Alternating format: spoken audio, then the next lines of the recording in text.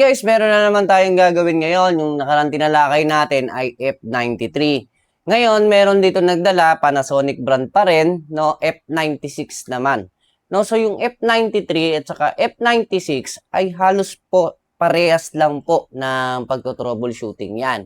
Pero gusto ko lang linawin, no? Hindi po lahat ng mga gantong error ay sa board po kagad ang problema, no? So, need mo pa rin i-check yung compressor niya at saka yung outdoor fan niya. Kasi yung outdoor fan, kapag ayan ay mahina, no, ito ay pwedeng mag-symptoms, no, o mag-error ng katulad ng F93 at saka F96.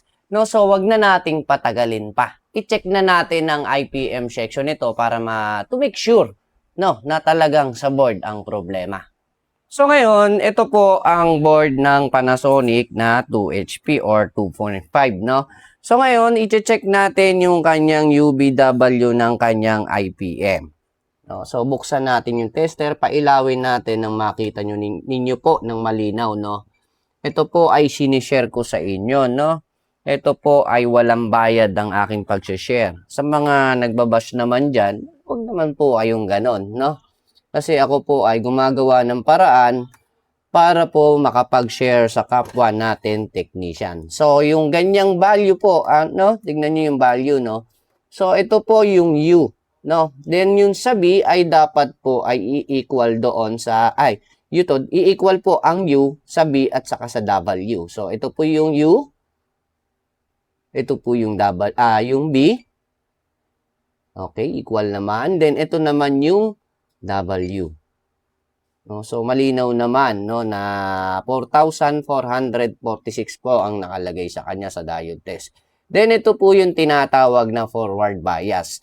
Ngayon i-check naman natin yung reverse bias, no. Baliktarin mo lang yung tester. No, so dapat, no, kung kanina ay naka-forward bias, kung pabaliktad naman ay dapat po ay wala kang marireading sa UBW.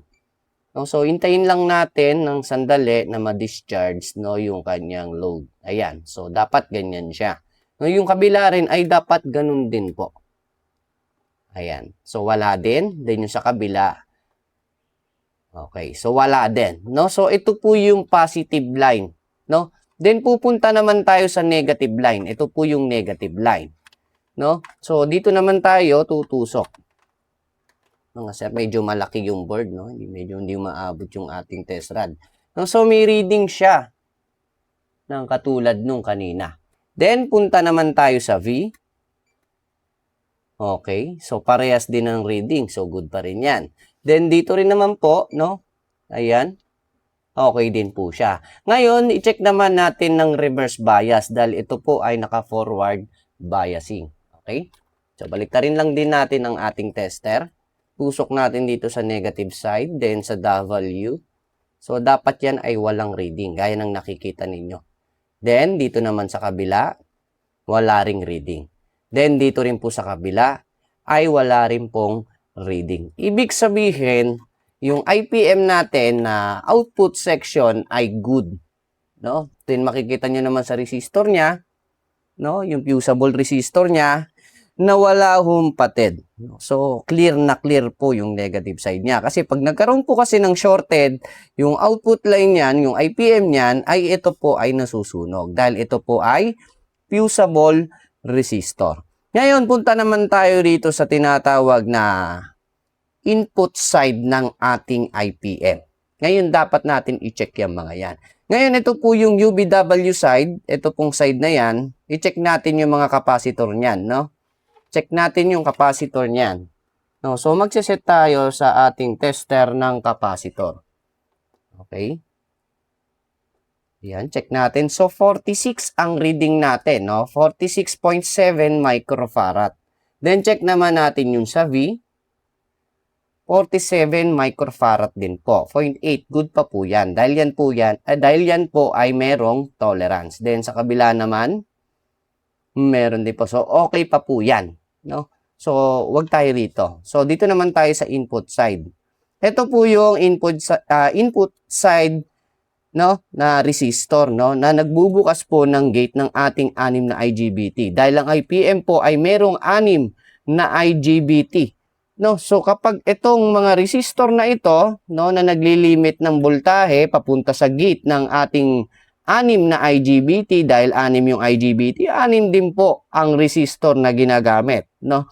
Para po ma-limit yung voltahe na kapag ito ay sumobra, no? So si resistor po ang nagdadala niyan. Pero pagka ang resistor po ay nag-change value, malamang sa malamang ay iba rin po ang magiging output niyan. So, kasi ang IGBT po, 6 na piraso, dapat po pantay-pantay po nang nilalabas yan.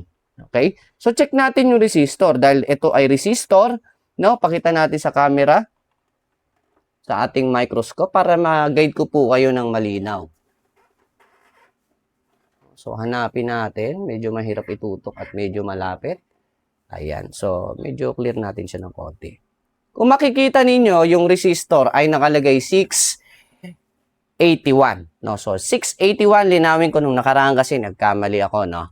681 po ay ibig sabihin ay 680 ohms. No? So, yung ganyang resistor, pwede nyo siyang i-check kahit siya po ay nakakabit. No? Unlike ng ibang resistor na kapag nakakabit tapos merong naka-parallel, ito ay nag-change value. No? Pero pag tinanggal mo siya ay good value. So, ang gagawin natin, dahil pwede naman siyang i-check ng nakakabit, i-check na natin siya ng nakakabit, syempre.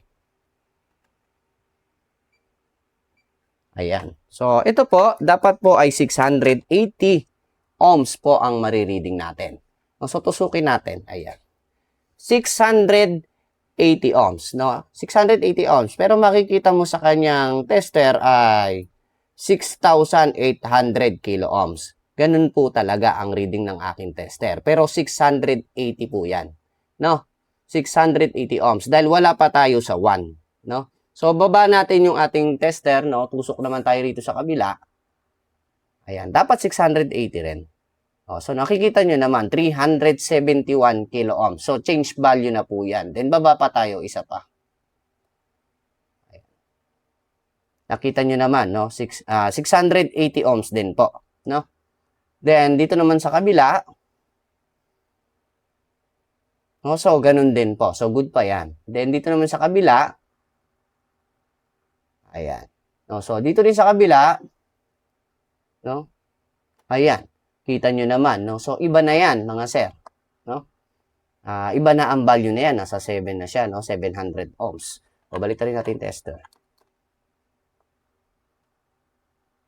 Yan, 700 ohms pa rin. No, so dahil malayo na yung kanyang value, ay possibly na hindi ito mag-start, no? Hindi mag-i-start gaya ng sabi ng client ko na nagdala nito, kapwa natin technician, no, na hindi daw nag-i-start. Totoo naman kasi nung tinesting ko to ay talagang hindi talaga gumagana. So papalitan natin yung resistor na yan. Nakukuha lang tayo saglit. Ngayon, applyan natin ng non-conductive, no?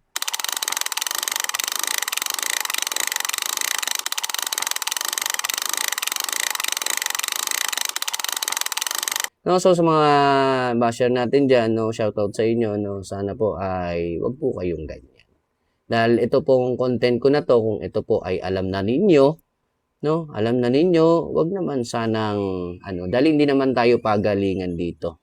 Ito po ay support po, mga sir. So, wala po akong ibang layunin dito, kundi i-share po yung knowledge ng aking natutunan. No? So, wala naman hong bayad ito.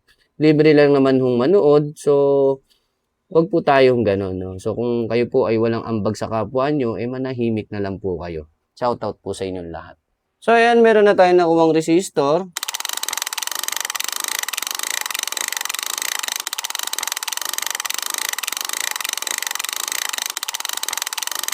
So, ayan, okay na. No? So, tayo ay nagsishare para may ambag tayo. Hindi para pagyabang. Meron po bang nagyayabang na yung hanap buhay ko, sinishare ko, no? Sa kabila niyan, pwede yung mawalan din ako ng customer pag natuto yung mga, di ba? Yung mga nanonood, no? Pero ito po talaga, sharing ito, no? Hindi ako nagdadamot. Totoo ito. No? Isa naman sa mga basher natin dyan, puro wento, wala namang wenta. Di ba? Ayan. So, good value. Yung gitna kanina na may problema. Ayan, kita nyo naman yung pagbabago, no? Then, yung isa pa na may problema kanina. Ayan, nakita nyo naman, di ba? Mahirap ba? Madali lang ho, no? So, madali lang ho pagka alam mo. Kaya nga na meron tayong mga ganitong tutorial para po alam ninyo, hindi kayo mahirapan. No? So, kapag meron ka naka-encounter na ganito, F96 or F93, no? So, panoorin nyo lang to. No? So, marami tayong matututunan dito. So Then, nice. testing na natin to para magkaalaman na. Baka joke lang to no? So, ayan, sasaksak na natin. Para ma-testing na. So, nakakabit na rin yung reactor niya. Ayan, importante. Huwag nyo kalimutan yan. Dead set ang board mo pag wala yan. Ayan, so wala tayong remote. Manual lang siya. Pwede nyo siya pindutin dito, no? Okay. No, so, yung ganyan pan, normal yan. No? Ganyan lang kabilis. Pero pag high speed po yan, no, mag-error po yan. Ganyan po yung saktong ikot. Okay? Sound of an aircon turning on. Yo, JM Cooltech Luitsu. What repair? Home service? Kami na yan. Aircon mong maingay, biglang tumigil ang fan. Board na ang problema, wag na mag-alinlangan. Wag mag-DIY kung di mo paggamay. JM Cooltech sa pinto nyo ay darating ng tunay. Kahit nasaan ka pa, home service ay handa. Siguradong gawa. At ito na, gumagana na ang ating board. Ayan. So, ayun ang pinalitan natin. Resistor lang. Then, yung compressor, okay na. No? So, ayan. Kitang-kita naman. Okay na siya.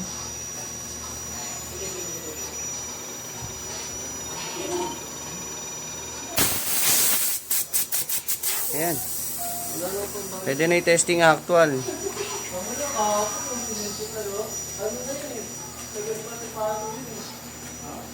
Sa JM Cooltech, sigurado ang gawa. No fix, no pay, di ka mawawa ng pera. 4 months warranty, kampante ka palagi. Buang repair specialist sa amin